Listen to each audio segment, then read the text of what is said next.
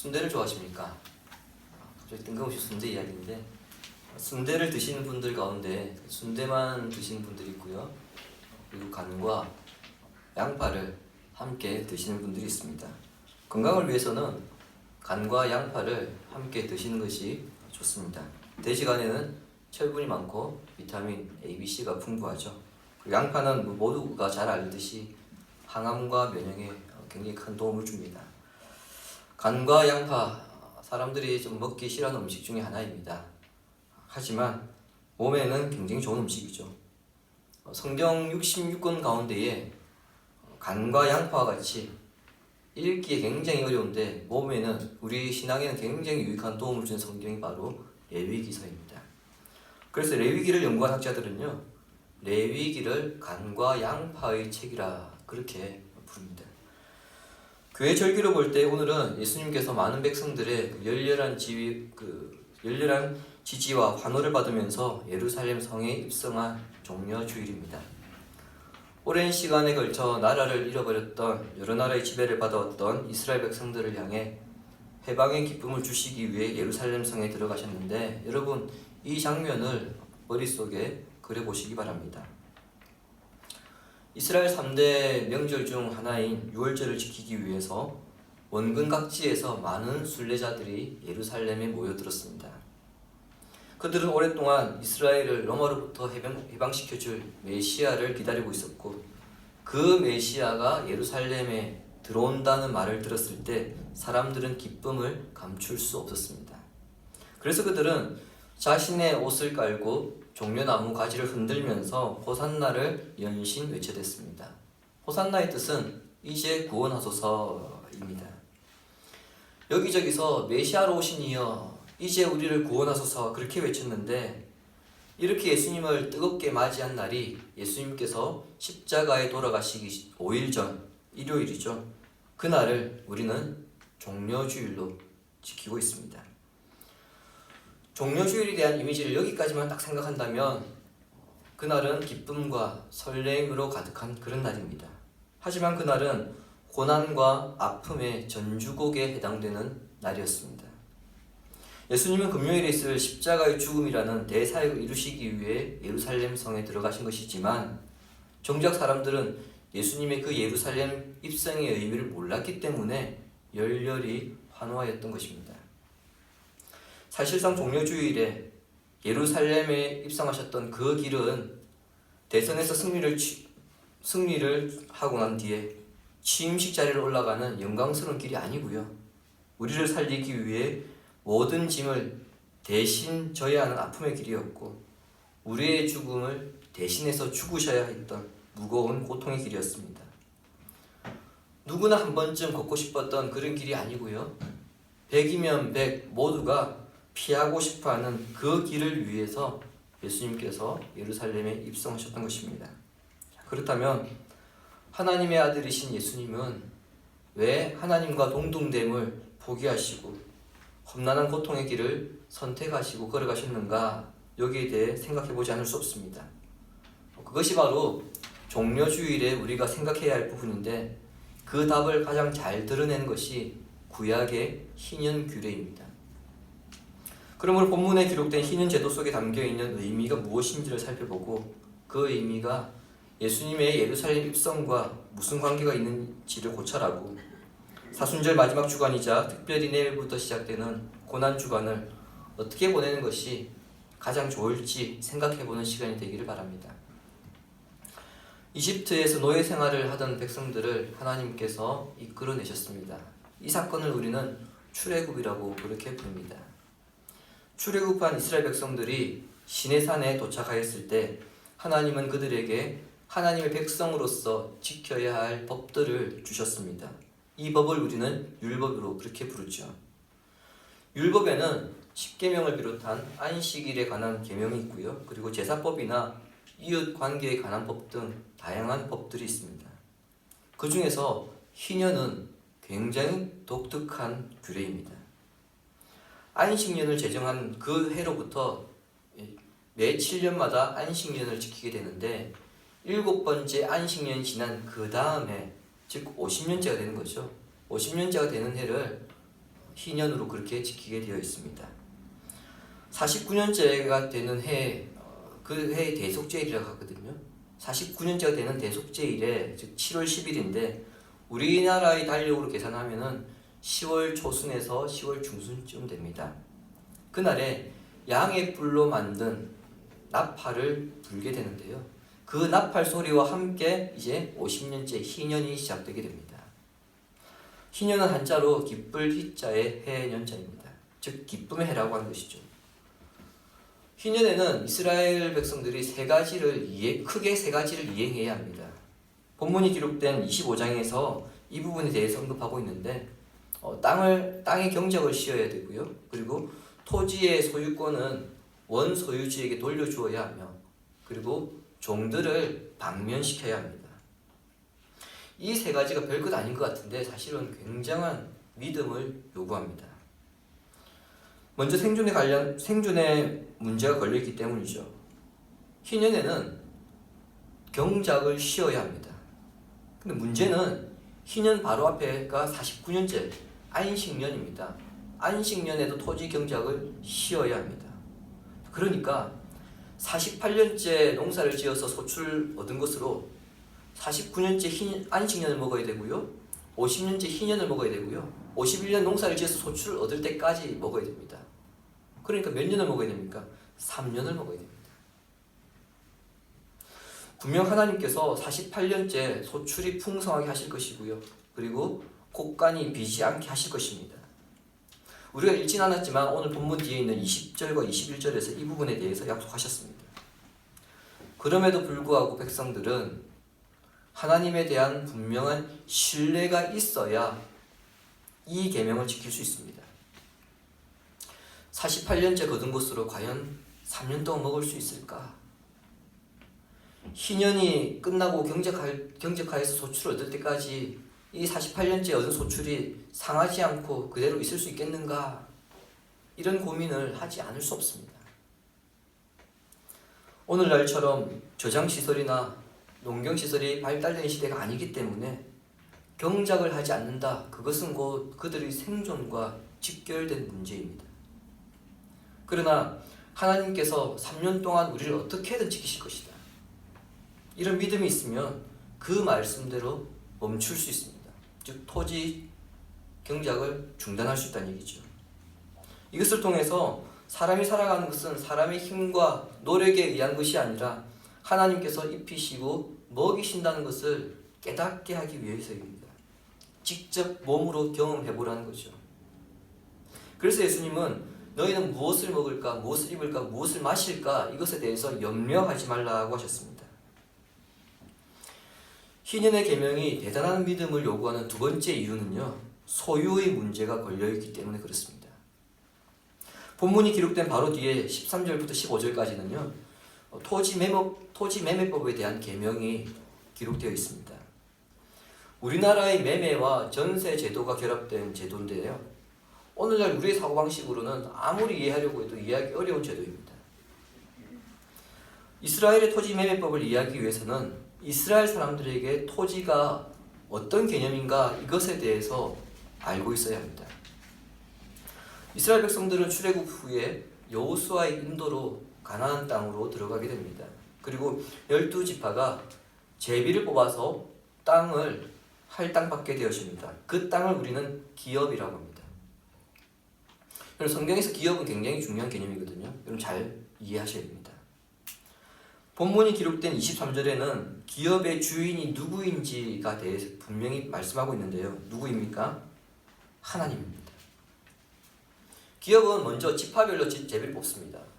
그럼 지파별로 큰 땅덩어리를 배분하죠. 우리로 치면은 경상도, 충청도, 전라도 이렇게 땅을 지파별로 배분합니다. 그러면 그 지파 안에서 다시 가문으로 그리고 가정으로 땅을 나눠주게 됩니다. 그러면 그 가정들은 자기가 할당받은 그 땅에서 이제 경작하며 살아갔던 것입니다. 토지를 그렇게 배분받았는데 성경은 그 땅의 주인이 누구라고 말씀합니까? 하나님이라고 분명히 그렇게 못을 받고 있습니다. 그렇다면 이스라엘 백성들은 뭐냐? 이스라엘 백성들은 그 땅을 관리하는 사람에 불과하고요, 나그네에 불과합니다. 하나님께서 갑자기 야, 너 방 빼. 그러면은 당장 방 빼야 할 사람들이 이스라엘 백성들입니다. 자기 땅이 아니에요. 기업은 경제적 형편이 어렵더라도 원칙적으로 토지를 매매할 수 없었는데 이유가 있습니다. 오늘 주보에 있는데 예레미야 34장 9절입니다. 같이 읽겠습니다. 그 계약은 사람마다 각기 히브리 남녀노비를 놓아 자유롭게 하고 그의 동족 이스라엘을 종으로 삼지 못하게 한 것이다. 땅이 없어지면 사람이 경제적으로 어려워지게 됩니다. 그리고 결국 다른 사람의 종이 되는 상황이 발생합니다. 땅이 없는데 먹고 살아야 되니까요. 결국에는 다른 집에 내가 돈을 빌려서 대신 내 몸을 담보로 잡히는 거죠. 즉 노예가 되는 것입니다. 하나님은 어떤 경우에든지 동족을 절대로 종으로 삼지 말라고 명령하셨기 때문에 기업 매매를 금지하셨던 것입니다. 하나님께서 이스라엘 백성들을 이집트에서 이끌어내신 이유가 무엇입니까? 그들에게 자유를 주기 위해서입니다. 그런데 그 민족 안에서 종으로 삼고 또 그 종을 억압한다, 있을 수 없는 일이죠. 그것은 하나님께서 출애굽하신 목적과 정면으로 배치됩니다. 이런 이유로 기업은 거래 불가였습니다. 하지만 이스라엘 사회 안에서 하나님의 명령이 서서히 무너져 가기 시작했습니다. 사람들이 기업을 거래하기 시작한 겁니다. 당연히 이 과정에서 종이 생기기 시작했습니다. 이처럼 말씀과 현실이 괴리됨에 따라서 하나님은 이스라엘에게 허락하신 그 기업의 본질을 상실할 수밖에 없었죠. 따라서 최초에 이스라엘에게 땅을 분배할 때 그 목적을 유지할 수 있는 장치가 필요했는데요. 그것이 바로 희년입니다. 기업을 이스라엘이 온전히 지킬 수 없다는 것을 아셨기 때문에 희년을 만들어 놓으신 것인데, 희년이 되면 그 이전에 체결되었던 토지나 주택 매매 계약이 파기가 됩니다. 무효가 됩니다. 따라서 원소유자에게 돌려주어야 합니다. 이를 통해서 조화가 깨어진 모든 상태들이 하나님이 말씀하신 그 원래의 최초의 상태로 회복하게 하셨던 것입니다. 태초에 하나님이 천지를 창조하시고 보시기에 심히 좋으셨던 것처럼 노예에서 자유민으로 이끌어낸 백성들이 하나님 보시기에 가장 좋은 상태를 유지하는 것, 그것이 바로 희년의 목적입니다. 그러나 희년이라는 이 제도가 발동되어야 했다는 점은 이미 백성들 사이에서 하나님과의 언약이 제대로 지켜지지 않고 있다는 것을 반증합니다. 이를 통해 하나님은 인간이 하나님의 말씀을 철저하게 지키지 못하는 존재라는 것을 드러내셨습니다. 그냥 내버려 두었다가는 저 인간들이 언약을 완전히 파기하고 저들의 신앙이 완전히 망가지기 때문에 하나님께서 극단적인 처방을 내리기 위해 도입하신 제도가 바로 희년이었던 것입니다. 또한 희년에는 노예도 해방시켜야 합니다. 어떤 이유에서든 경제적 형편이 급격히 어려워지면 제가 앞서 말씀드렸듯이 토지나 집을 팔게 되고요. 그거마저도 이제 팔 게 없으면 그 다음에는 자기 몸을 팔게 됩니다.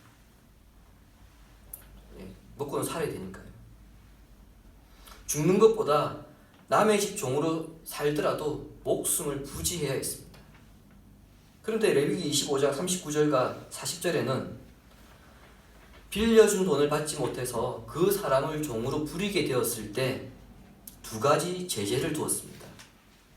하나는 동족이 자기 집에 종으로 들어왔을지라도 그 사람을 종으로 대하지 말고 친구처럼 대하라는 것이고요.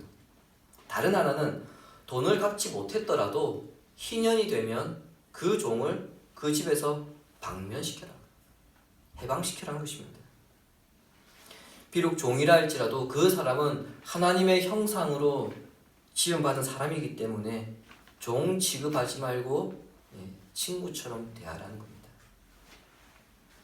이러한 계명에 의거해서 그리스도인들은 식당에 가서도 직원을 하대하거나 반말해서는 안 됩니다. 부하 직원이나 후배들이라고 해서 함부로 대해서도 안 되고요. 그들을 함께 거하는 사람처럼 대해주어야 합니다. 그것이 바로 하나님의 마음이고요. 희년의 정신을 우리 삶 가운데서 지키며 살아가는 사람입니다. 제가 희년에 크게 세 가지를 해야 한다고 방금 말씀드렸습니다.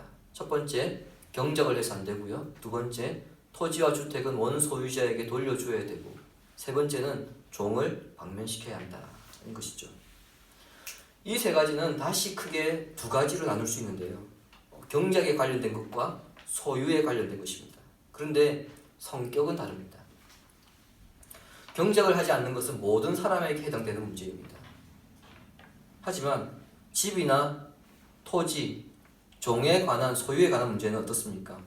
채권자에게만 해당되는 문제이죠.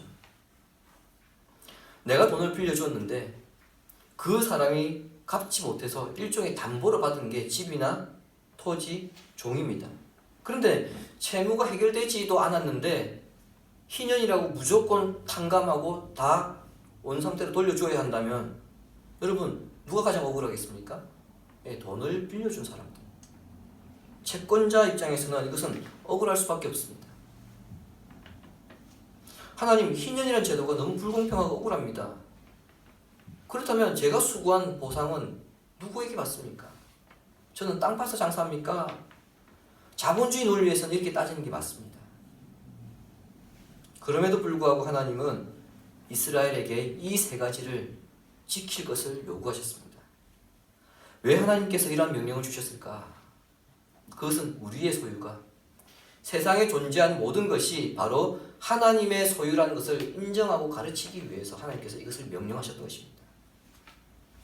우리가 반드시 깨달아야 하는 것은 오늘 우리가 소유하고 있는 것, 심지어 목숨까지도 하나님의 소유이며 하나님께 맡겨야 한다는 것입니다. 내 명의로 되어 있지만 그것은 내가 단순히 관리하기 차원에서 명의로 되어 있는 것이고 실제로는 하나님께서 나에게 위탁하신 것입니다. 우리 삶에 이런 생각이 가득할 때 우리는 겸손하게 내 소유가 하나님의 것입니다 이렇게 인정할 수 있고요. 주께서 필요로 하실 때 언제든 그것을 주를 위해서 되돌려 드릴 수 있으며 주께서 베풀어라 하실 때에 우리는 베풀 수 있습니다.